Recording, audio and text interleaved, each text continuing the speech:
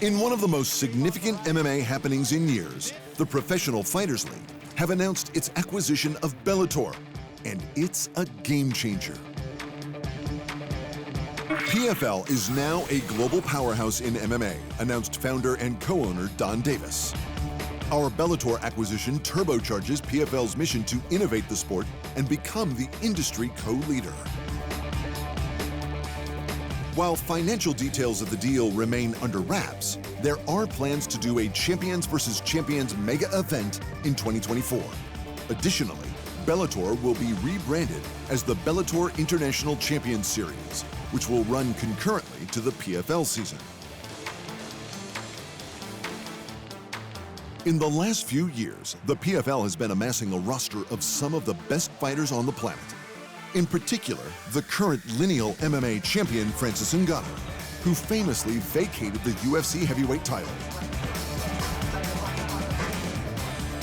Combined with Bellator, the PFL now claims to have a roster that rivals that of the UFC, with both being 30% top 25 world-ranked fighters. For now, the UFC will continue holding the bigger roster and will remain the industry leader in terms of quality fighters due to holding all of the lineal titles in MMA bar 3.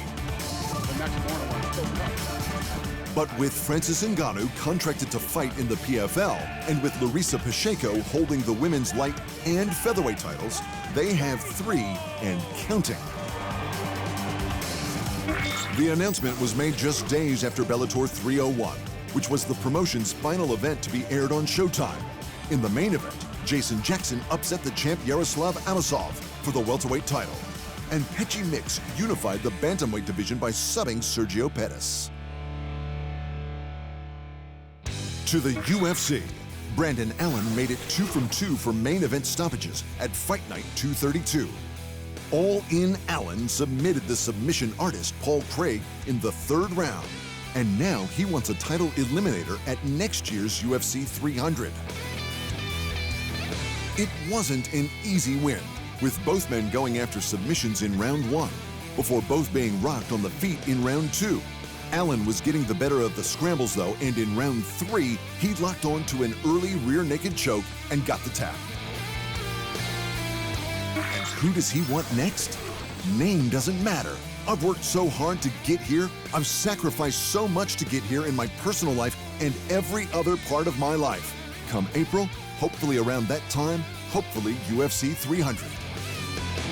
Sean Strickland's middleweight division is stacked, but if Allen is in the market for an elimination bout, Robert Whittaker could be waiting.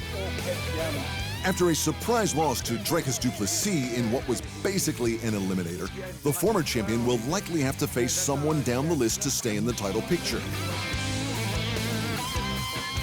Brendan Allen earned himself a performance bonus for his 4th submission finish in a row. Joining him with a $50K handshake were Amanda Ribas, Joe Anderson Brito, and Jaka Saragi for their stellar stoppages. Thanks for watching, and remember, if you want more fight sports in your life, just hit the subscribe button.